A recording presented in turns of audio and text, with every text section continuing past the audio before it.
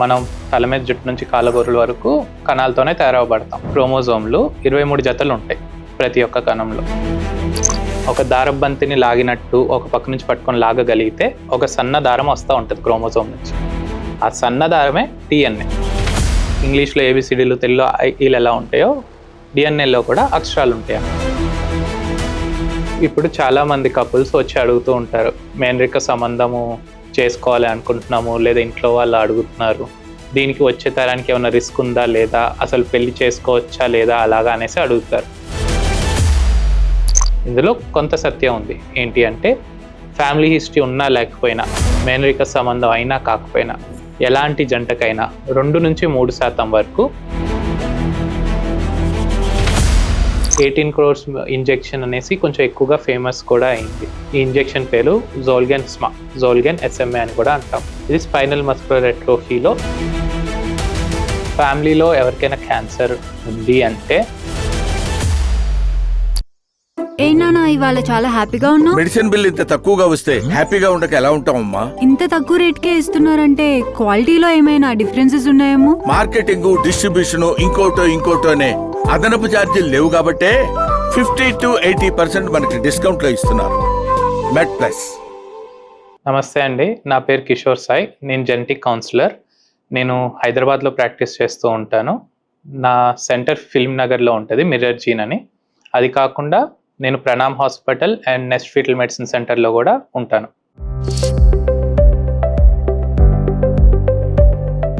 Genetics అంటే ఇప్పుడు మనకి తల్లిదండ్రుల నుంచి వచ్చే ఒక పదార్థం లాంటిది. పిల్లలు ఎప్పుడైనా సగం అమ్మ సగం నాన్న అంటూ ఉంటారు కదా. ఎందుకు అంటే మనకి సెల్స్ ఉంటాయి కదా, కణాలు అంటాం తెలుగులో. వాటి లోపల కొన్ని పదార్థాలు ఉంటాయి. అలాగా మనకి అందులో క్రోమోజోమ్స్ అనేసి ఉంటాయి ప్రతి ఒక్క కణంలో. మనం తల మీద జుట్టు నుంచి కాళ్ళగోరుల వరకు కణాలతోనే తయారవబడతాం. ఒక్క ఎర్ర రక్త కణాల్లో తప్ప ప్రతి ఒక్క కణంలో క్రోమోజోమ్ అనేసి ఒక పదార్థం ఉంటుంది. ఈ క్రోమోజోమ్లు 23 జతలు ఉంటాయి ప్రతి ఒక్క కణంలో. 23 జతలు అంటే 46 క్రోమోజోమ్స్ మొత్తం మీద. ఈ 23 జతలు ఫస్ట్ 22 జతలు అబ్బాయిల్లోనూ అమ్మాయిల్లోనూ ఒకే విధంగా ఉంటాయి. ఆఖరి జత వచ్చేసరికి అబ్బాయిల్లో XY ఉంటుంది అండ్ అమ్మాయిల్లో వచ్చేసరికి XX క్రోమోజోమ్స్ ఉంటాయి. అన్ని జతల్లో వస్తాయి అన్నాను కదా. జతల్లో ఎందుకు ఉంటాయి అంటే, ఒక సెట్ మొత్తం అంటే ఒక 23 సెట్ మొత్తం ఫాదర్ ఒక స్పర్మ్ నుంచి అండ్ ఇంకో 23 సెట్ మొత్తం మదర్ ఒక ఎగ్ నుంచి కలిసి వచ్చి ఫస్ట్ ఎంబ్రియో అన్నది తయారవబడుతుంది. అలాగే మనుషులు తయారవుతారు. ఇప్పుడు క్రోమోజోమ్స్ ప్రతి ఒక్క కణంలో ఉంటాయి అన్నాను, ఒక్క ఎర్ర రక్త కణాల్లో తప్ప. ఈ క్రోమోజోమ్స్ 23 జతలు ఉంటాయి అండ్ 23 అంటే 46 క్రోమోజోమ్స్. ఈ క్రోమోజోము ఒక ట్యూబ్ ఆకారంలో ఉంటుంది చూడడానికి. ఈ క్రోమోజోమ్ని మనం చేతిలో పట్టుకోగలిగి ఒక దారబంతిని లాగినట్టు ఒక పక్క నుంచి పట్టుకొని లాగగలిగితే ఒక సన్న దారం వస్తూ ఉంటుంది క్రోమోజోమ్ నుంచి. ఆ సన్న దారమే డిఎన్ఏ. క్రోమోజోమ్ అంటే ఏం లేదు, డిఎన్ఏని టైట్గా ఉండగా చుట్టి దానికి ఒక ఆకారం ఇస్తే దాన్ని క్రోమోజోమ్ అంటాం, సరేనా? అండ్ ఈ డిఎన్ఏ అన్న దారము ఎలా ఉంటుంది అంటే అక్షరాలతో తయారవబడుతుంది. అక్షరాలు ఒక సీక్వెన్స్లో ఉంటే అదే థ్రెడ్ లాగా కనిపిస్తుంది. అదే మనం డిఎన్ఏ అంటాం. ఇప్పుడు ఇంగ్లీష్లో ఏబిసిడీలు, తెలుగులో ఐఈలు ఎలా ఉంటాయో డిఎన్ఏలో కూడా అక్షరాలు ఉంటాయి అన్నాను కదా. ఇవి మనకున్నన్ని అక్షరాలు కాకుండా డిఎన్ఏలో 4 అక్షరాలు ఉంటాయి. ATGC అని 4 అక్షరాలు ఉంటాయి. ఈ 4 అక్షరాలు ఒక ప్యాటర్న్లో వెళ్తూ ఉంటాయి. అక్షరాలు కలిపితే పదాలు అవుతాయి కదా, అలాగే డిఎన్ఏలో కూడా కొన్ని వేల కొద్ది అక్షరాలు కలిపితే ఒక పదం అవుద్ది. ఆ పదాన్నే మనం జీన్స్ అని అంటాం. అలా ప్రతి ఒక్క కణంలో 20,000 ఇంపార్టెంట్ జీన్స్ ఉంటాయి. 20,000 ఇంపార్టెంట్ వర్డ్స్. 20,000 పదాలే మనకి ఒక మనిషి ఎలా ఉండాలి, ఊపిరితిత్తులు షేప్ ఏంటి, మనకి స్టమక్ ఎక్కడ ఉండాలి, ఎలా ఉండాలి, మనం ఏమైనా ఫుడ్ తింటే ఎలా తీసుకోవాలి, మనిషికి ఎన్ని చేతులు ఉండాలి, ఎన్ని కాళ్ళు, ఎన్ని వేలు, ప్రతి ఒక్కటి మనం డిసైడ్ చేసేది ఈ జీన్స్ అండ్ క్రోమోజోమ్స్.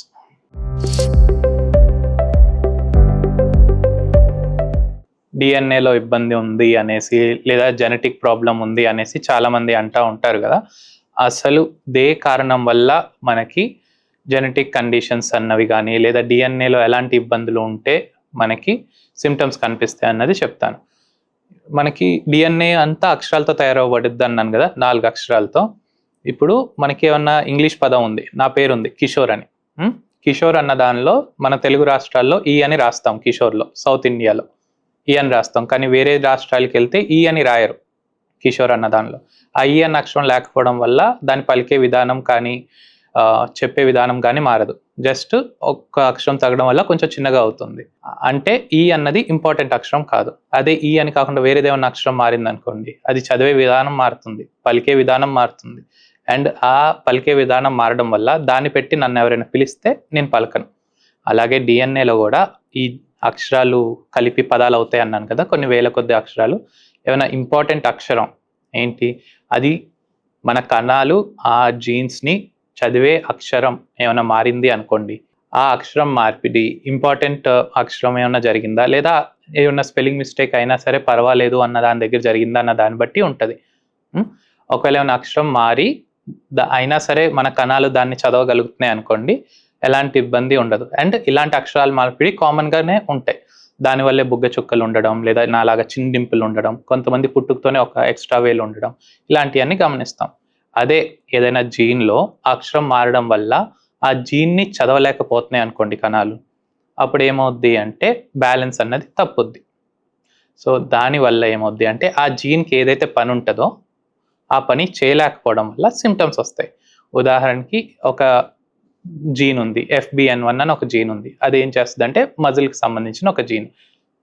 దానిలో ఏమన్నా ఇబ్బంది కలిగింది అనుకోండి, చిన్న వయసులోనే హార్ట్కి సంబంధించిన ఇబ్బంది ఉండడము, లేదా మామూలుగా ఫ్యామిలీ వాళ్ళకంటే ఎక్కువగా హైట్ ఉండడము, అండ్ మొబిలిటీ ఎక్కువగా ఉండడము, అంటే వేలు మొత్తం ఇలా కంప్లీట్గా ఫోల్డ్ అయ్యి ఈ బొటన్ వేలు ఎక్కువ రావడం, అలాగా ఒక్కొక్క జీన్ వల్ల అక్షర మార్పిడి ఎక్కడ జరిగింది, దానివల్ల ఎలా ప్రభావం అవుతుంది అన్న దానితో జెనెటిక్ కండిషన్స్ అనేవి వచ్చే అవకాశాలు ఉంటాయి. ఇప్పుడు అక్షరాల మార్పిడి అనేది జరుగుతూ ఉంటుంది, కానీ అది ఎందుకు జరుగుద్ది అంటే మనం ఎప్పుడైనా సరే ఎక్కువగా కంటెంట్ ఒక దగ్గర నుంచి చూసి రాసేటప్పుడు మనం స్పెల్లింగ్ మిస్టేక్స్ చేస్తూ ఉంటాం కదా, పెద్ద బుక్ రాయాలి అంటే. అలాగే కణాలు కూడా ఒక కణము 2 కణాలుగా మారేటప్పుడు, లేదా తల్లిదండ్రుల నుంచి వచ్చేటప్పుడు స్పెల్లింగ్ మిస్టేక్స్ అవే అవకాశాలు ఉంటాయి. ఇలా స్పెల్లింగ్ మిస్టేక్స్ ఒక వ్యక్తిలో ఉన్నాయి అంటే దానికి 2 విధాలుగా రావచ్చు. ఒకటి తల్లిదండ్రుల నుంచైనా రావచ్చు, లేదా ఫస్ట్గా ఫీటస్ ఫార్మేషన్ అప్పుడైనా రావచ్చు.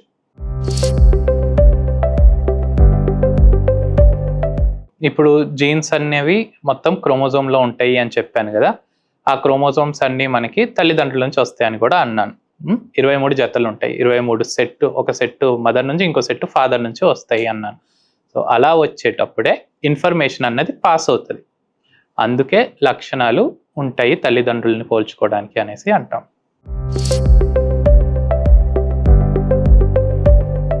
ఇప్పుడు ఎవరికైనా పేరెంట్స్కి లేదా ఎవరైనా జంటకి ఒక X అన్న జెనెటిక్ కండిషన్ ఏమైనా ఉందనుకోండి, అది వచ్చే తరానికి ఎంత రిస్క్ ఉంది రావడానికి అదే కండిషను అని తెలుసుకోవాలంటే మనం డైరెక్ట్గా చెప్పలేము. అది ఫస్ట్ అది ఏ రకమైన కండిషన్ అన్నది తెలుసుకోవాలి. అండ్ జీన్స్ అన్నీ కూడా జతల్లో ఉంటాయి అన్నాను కదా, ఆ జీన్స్లో 2 జీన్స్లోనే మార్పిడి జరిగిందా, లేదా ఒక జీన్లోనే మార్పిడి జరిగిందా, అండ్ ఆ జీన్ ఎలాంటిది అన్న దాన్ని బట్టి ఉంటుంది.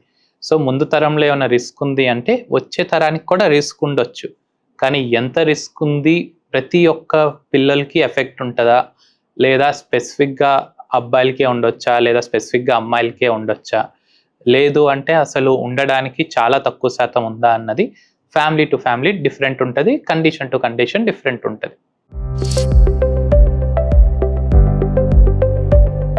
మనకి ఎలా అయితే 20,000 జీన్స్ ఉంటాయి అన్నానో, ఆ 20,000 జీన్స్లో బ్లడ్ గ్రూపింగ్ కూడా ఒక జీన్ ఉంటుంది.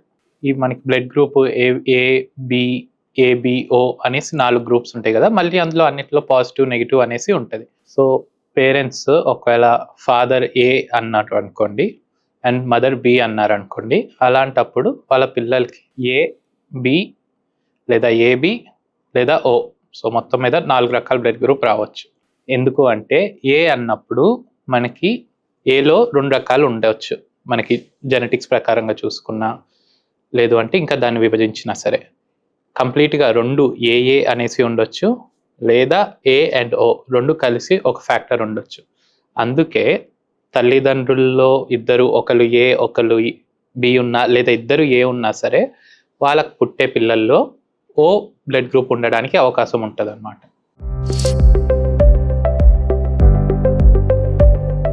ఒకవేళ సేమ్ బ్లడ్ గ్రూప్ వాళ్ళు పెళ్లి చేసుకున్నా, అంటే ఏ పాజిటివ్ వాళ్ళిద్దరు బి పాజిటివ్ వాళ్ళిద్దరు ఎలాగా ఎవరైనా పెళ్లి చేసుకున్నా సరే వాళ్ళకి పుట్టబోయే బిడ్డలకి జెనెటిక్ కండిషన్స్ వచ్చే అవకాశాలు ఉన్నాయని చాలా మంది కపుల్స్ పెళ్లి కంటే ముందు కూడా నన్ను వచ్చి అడుగుతారు. మా ఇద్దరిది సేమ్ బ్లడ్ గ్రూప్, మా ఇద్దరికి పుట్టబోయే పిల్లలకి ఏమైనా జెనెటిక్ కండిషన్ వచ్చే అవకాశం ఉందా లేదా అనేసి ఒక కామన్ గా అడిగే క్వశ్చన్. సింపుల్ గా చెప్పాలంటే దానికి జెనెటిక్ కండిషన్ కి సంబంధం ఉండదు.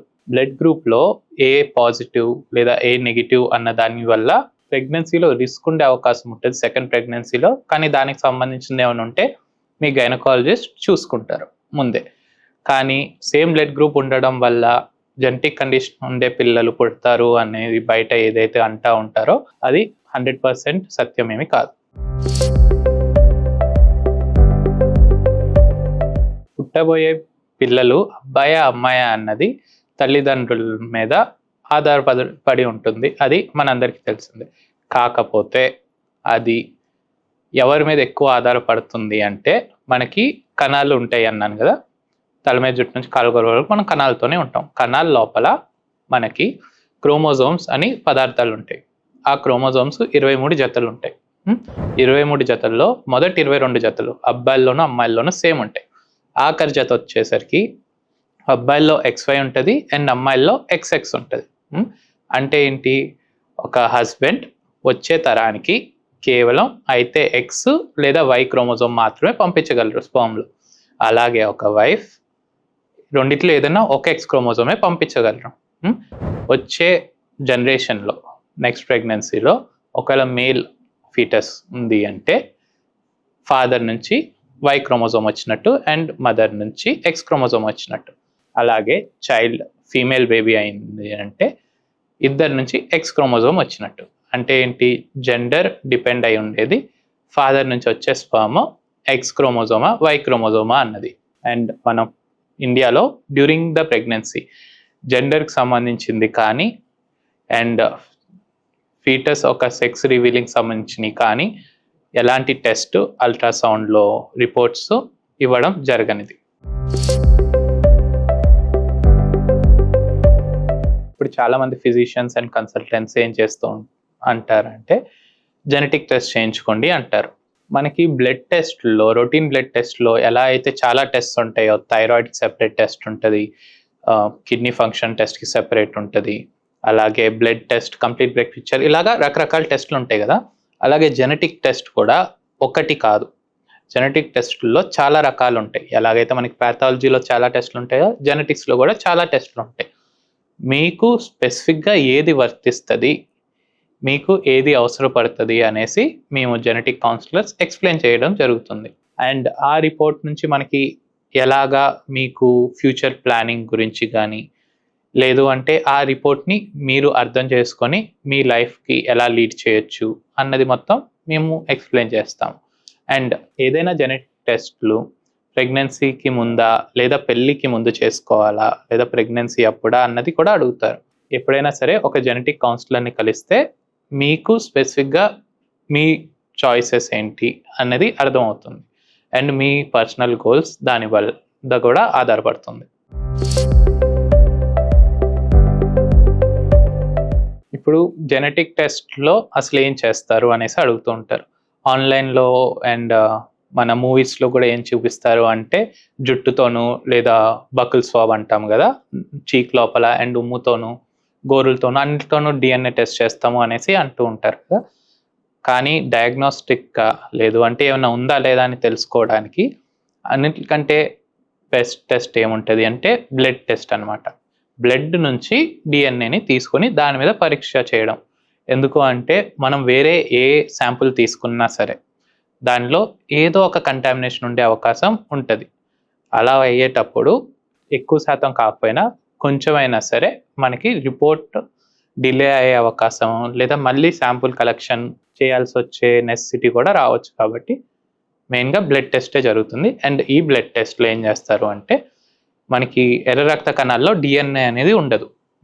సో ఎర్ర రక్త కణాలని తీసి కేవలం డిఎన్ఏ ఉన్న వైట్ బ్లడ్ సెల్స్ని టెస్టింగ్ చేసి అందులో అక్షరాలు అన్నీ ఎలా ఉన్నాయి అనేసి చూడడం జరుగుతుంది. అంటే జీన్స్ అన్నీ ఎలాగ ఉన్నాయి అని చూడడం జరుగుతుంది. అది కూడా టెస్ట్ బట్టి.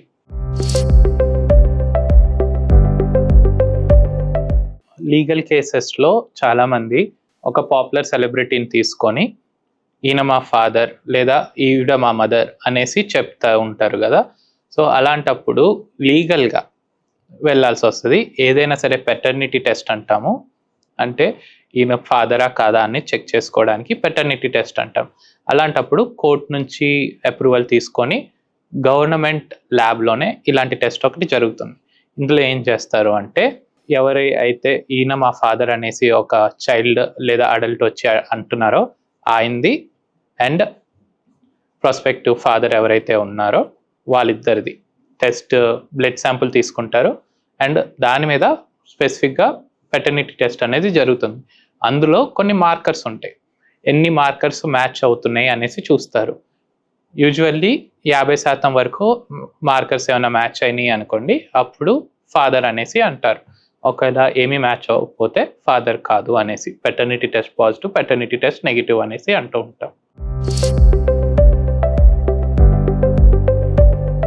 చాలామంది కపుల్స్ పెళ్ళికి ముందే వచ్చి అడుగుతారు, మీ ఇద్దరం పెళ్లి చేసుకోవాలనుకుంటున్నాము, మా వచ్చే తరానికి ఏమైనా రిస్క్ ఉందా లేదా అనేసి.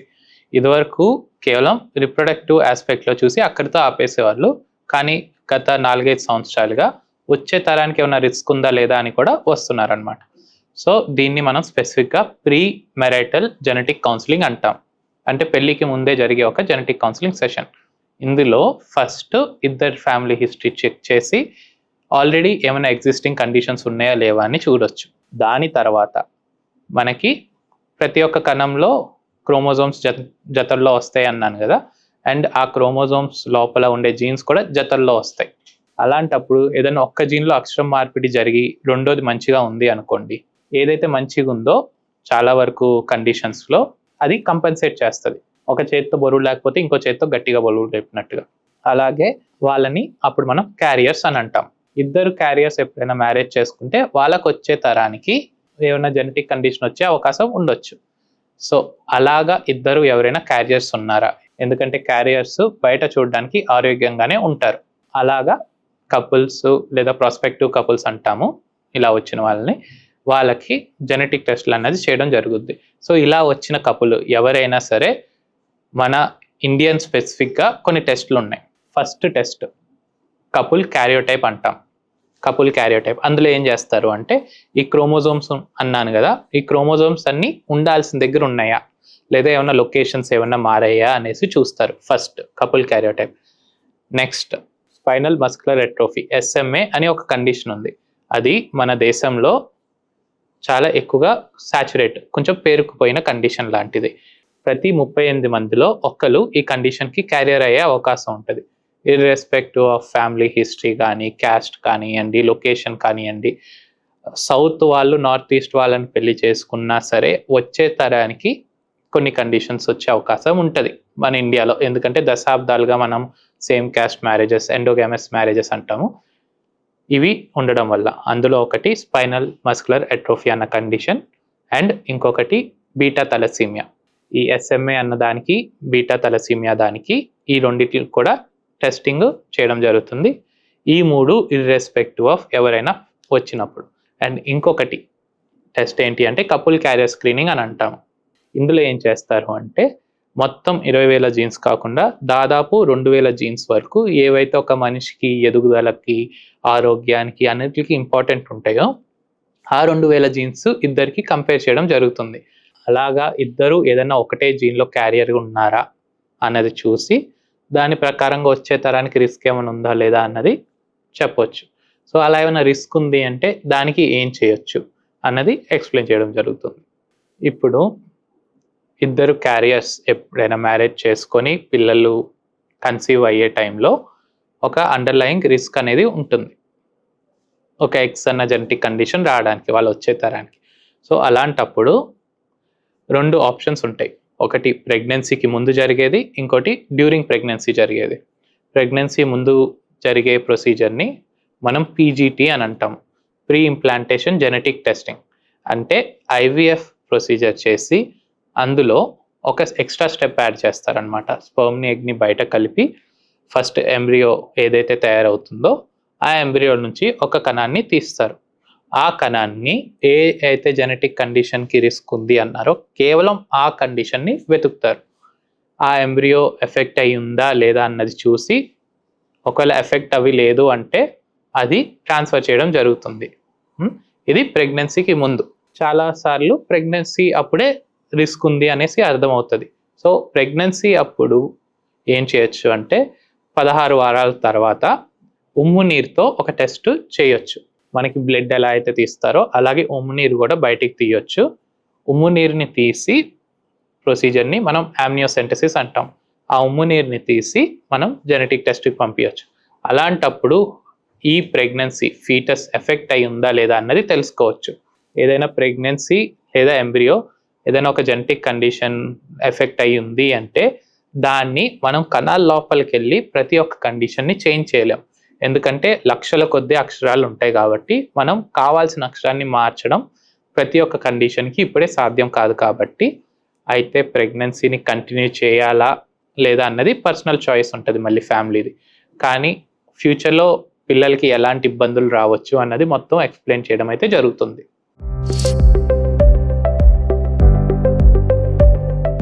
ఇప్పుడు చాలా మంది కపుల్స్ వచ్చి అడుగుతూ ఉంటారు, మేనరిక సంబంధము చేసుకోవాలి అనుకుంటున్నాము లేదా ఇంట్లో వాళ్ళు అడుగుతున్నారు, దీనికి వచ్చే తరానికి ఏమైనా రిస్క్ ఉందా లేదా, అసలు పెళ్లి చేసుకోవచ్చా లేదా అలాగా అనేసి అడుగుతారు. ఫస్ట్ థింగ్ ఏంటి అంటే అది పర్సనల్ చాయిస్. పెళ్లి చేసుకోవాలా లేదా అన్నది పర్సనల్ చాయిస్ ఉంటుంది. కానీ వచ్చే తరానికి ఏమైనా రిస్క్ ఉందా లేదా అన్నది మనం టెస్టింగ్ చేసుకోవచ్చు. 4 టెస్టులు ఉంటాయి మనకి.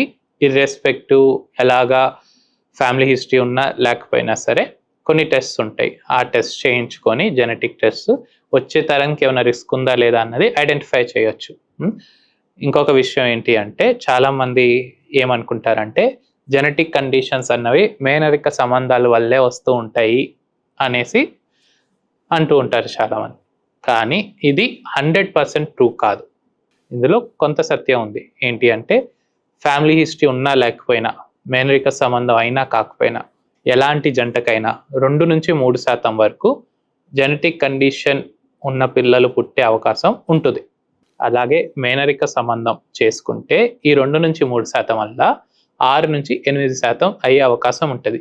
అలాగే తరతరాలుగా మేనరిక సంబంధం ఒక 2 తరాలుగా జరుగుతుంది అనుకోండి, ఆ 6 నుంచి 8 కాస్త 8 నుంచి 10% లేదా 12% అయ్యే అవకాశం ఉంటుంది. సో అలాగా రిస్క్ ఉన్నప్పుడు జెనెటిక్ టెస్ట్లు అవి చేయించుకొని ముందుకెళ్తే మనకి ఒక అవగాహన వస్తుంది, అసలు ఎంత రిస్క్ ఉంది, ఏముంది, ఏం చేయొచ్చు, మేనేజబుల్లా కాదా అన్నది. ఇప్పుడు ఈ 2%, 3%, 6%, 12% ఇలాగ రిస్క్లు ఉండొచ్చు అన్నాం కదా. సో ఇవి జనరల్ పాపులేషన్ రిస్క్. మనం ఏ జెనెటిక్ టెస్ట్లు చేయకుండా చెప్పే ఒక జనరల్ రిస్క్ అనమాట. కానీ మనము ఏమైనా టెస్ట్ చేసి ఏమైనా కండిషన్ ఉంది, రిస్క్ ఉంది లేదా లేదు అన్నది తెలిస్తే అప్పుడు మనకి ఎగ్జాక్ట్గా తెలుస్తుంది ఈ జంటకి వచ్చే తరానికి అసలు ఎంత రిస్క్ ఉంది అన్నది. అంటే ఒకవేళ ఏమైనా రిస్క్ ఉంది అంటే అది అయితే 25% అయ్యే అవకాశం ఉండొచ్చు. సో ఒకవేళ 25% అయ్యే అవకాశం వచ్చింది అనుకోండి వచ్చే తరానికి, అలాంటప్పుడు అయితే ప్రెగ్నెన్సీ ముందు లేదా ప్రెగ్నెన్సీ అప్పుడైనా సరే ఐడెంటిఫై చేసి దాన్ని కంటిన్యూ చేయొచ్చా లేదా అన్నది అప్పుడు ప్లాన్ చేయొచ్చు.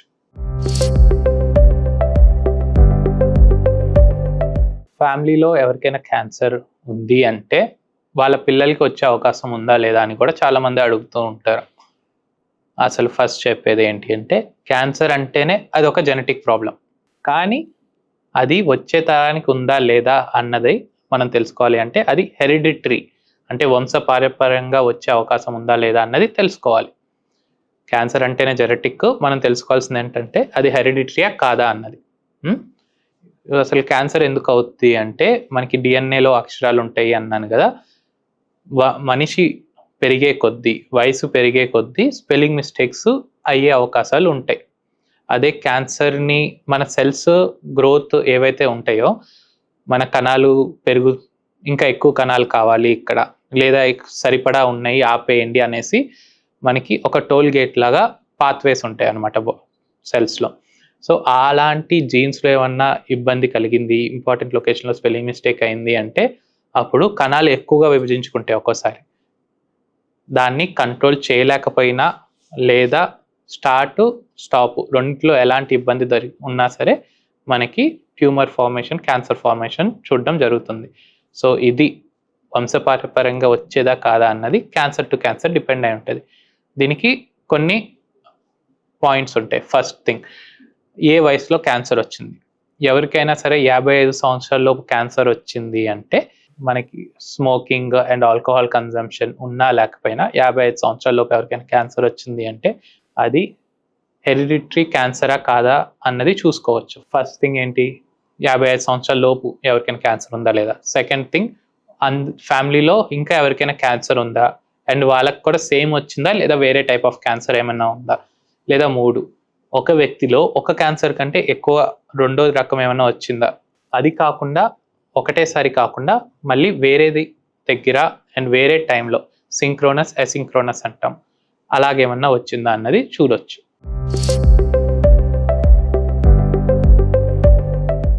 ఇప్పుడు మా పేరెంట్స్కి డయాబెటీస్ ఉంది, నాకు కూడా వచ్చే రిస్క్ ఉందా లేదా అని కూడా కొంతమంది అడుగుతూ ఉంటారు. సో డయాబెటీస్ అన్నది మనకి మల్టీఫ్యాక్టోరియల్ అంటాం. జీన్స్లో మనకి రిస్క్ ఇంక్రీజ్ చేసే అవకాశాలు కొన్ని ఉంటాయి, ఏదన్నా ఒక కండిషన్కి, బీపీకి కానివ్వండి, డయాబెటీస్కి కానివ్వండి. కానీ ఎండ్ ఆఫ్ ద డే అది మీ లైఫ్ స్టైల్ చాయిసెస్ మీద డిపెండ్ అయి ఉంటుంది. Activity and diet and sleep కంట్రోల్లో ఉంటే ఫ్యామిలీ హిస్టరీ ఉన్నా సరే అది కంట్రోల్లోనే ఉండే అవకాశాలు ఉంటాయి. ఇప్పుడు హార్ట్ డిసీజ్ ఏమైనా ఉన్నా లేదా బీపీ ఏమైనా ఉన్నా సరే ఫ్యామిలీలో ఉంటే మాకు వచ్చే రిస్క్ ఉందా లేదా అని కూడా అడుగుతూ ఉంటారు.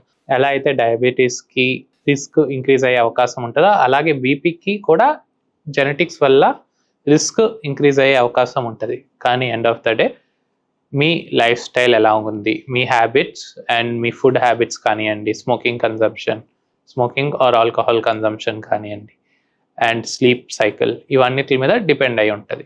సో వీటిని మనం మల్టీఫ్యాక్టోరియస్ అంటాం. జీన్స్ అన్నది ఇన్ఫ్లుయెన్స్ చేసినా సరే మేజర్ కాంపోనెంట్ లైఫ్ స్టైల్ది ఉంటుంది.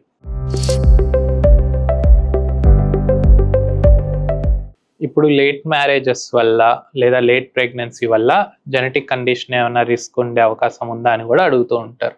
సో ఇది మేల్స్ కానివ్వండి, ఫీమేల్స్ కానివ్వండి, హస్బెండ్ కానివ్వండి, వైఫ్ కానివ్వండి, ఎవరైనా సరే ఏజ్ 35 లేదా 40 ఇయర్స్ దాటింది అనుకోండి, వచ్చే తరానికి కొన్ని జెనెటిక్ కండిషన్స్ వచ్చే అవకాశం ఎక్కువగా ఉండొచ్చు. ఉదాహరణకి ఇప్పుడు వైఫ్ ఏజ్ 35 ఇయర్స్ దాటింది అనుకోండి, క్రోమోజోమ్కి సంబంధించిన ఇబ్బందులు వచ్చే అవకాశం ఉంటుంది. ఎక్కువగా గమనించే కండిషన్స్ డౌన్ సిండ్రోమ్ అనేసి అంటాం. అండ్ అలాగే ఒకవేళ హస్బెండ్కి ఏజ్ 40 ఇయర్స్ దాటింది అనుకోండి, వచ్చే జనరేషన్లో వాళ్ళ పిల్లలకి అకాండ్రోప్లేసియా లేదా వేరే కొన్ని మస్కులర్ డిస్ట్రోఫీ వచ్చే అవకాశం ఎక్కువగా ఉంటుంది.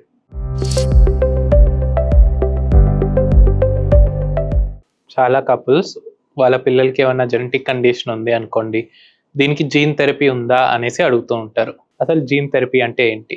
ఇప్పుడు మనకి వైటమిన్ డి డెఫిషియన్సీ ఉంది అంటే ఏం చేస్తారు? వైటమిన్ డి సప్లిమెంటేషన్, లేదా ఏమన్నా డెఫిషియన్సీ ఉంది అంటే దానికి తగ్గ సప్లిమెంటేషన్ ఇవ్వడం జరుగుతుంది.